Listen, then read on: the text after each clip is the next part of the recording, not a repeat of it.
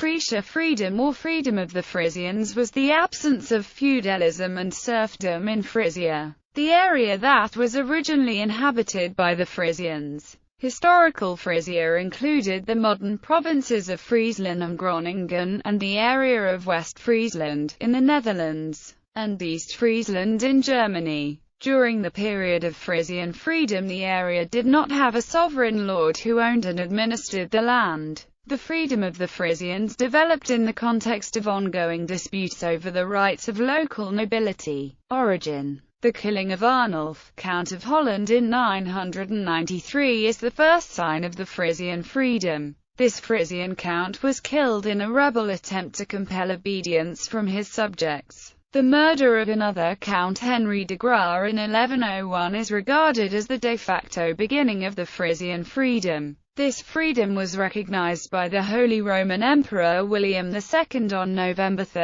1248. He did this after the Frisians aided in the siege of the city of Aachen. In 1417 the status of the Frisians was reaffirmed by Emperor Sigismund. Later, Emperor Louis IV repealed these rights and granted Friesland to the Count of Holland. An alternative interpretation of the origins of the freedom states that it was granted in the Carol's privilege by Charlemagne to Magnus Forteman, as a reward for the conquest of Rome. Various sources have reported the existence of the Carol's privilege or Magnusgeren. The original has been lost, although according to some it was inscribed on a wall of a church, which could be either at Almenum, Furwald or Alderborn. In 1319, more than 500 years after the death of Charlemagne, a copy was entered in the register of William III of Holland. Some historians consider the Carol's privilege an invention from subsequent times, and believe that all copies that have been found are forgeries.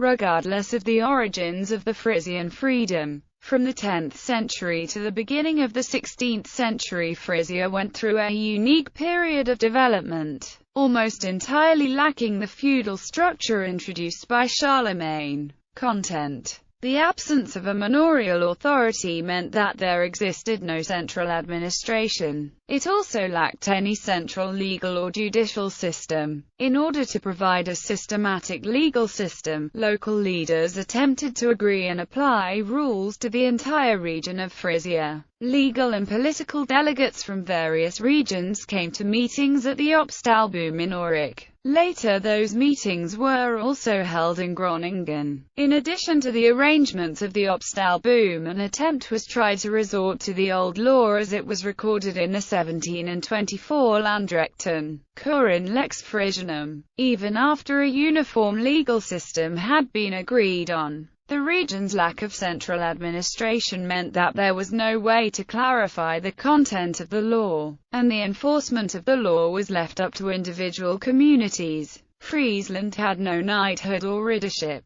In Friesland, the feudal idea of nobility, which gave the right of control in the country, was deemed incompatible with the Frisian freedom. The region also had no forced labor. Some nobles still had a major influence in the region due to their great land ownership.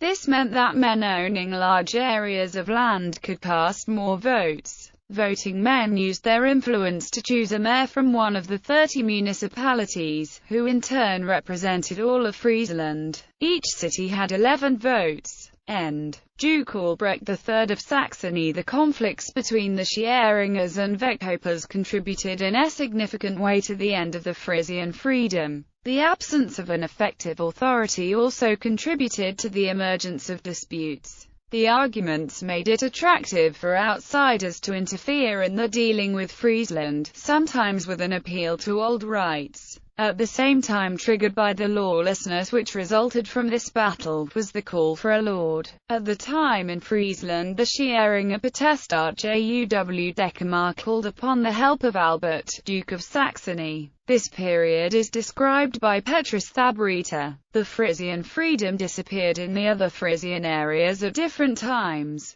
In West Friesland, the freedom ended earlier with the conquest by the Counts of Holland. In the Frisian region and Groningen, the power vacuum in the course of the 14th and 15th centuries was filled by the city of Groningen. The city agreed various treaties with its environs, which was for the establishment of a court which had jurisdiction to rule and to take appeals. By the power of the city it was also able to fulfill these statements to monitor. The city was also presented as a strongly Frisian town, and as a champion of the Frisian freedom. After seeing the power of Albert of Saxony in Friesland, the city was forced to seek aid from a foreign noble. After a short period in which Charles, Duke of Guelders, was finally adopted as Lord, Charles V annexed the city and its region to his empire. Charles has appealed to the old rights of the Bishop of Utrecht. In East Friesland, the Frisian freedom ended in the mid-15th century with the rise of the House of Saxe. Bibliography. O. Vries, Het Heilige Rooms Rijk en de Friesche MP van Bidten en de Grondslag van de Friesche Vrijheid.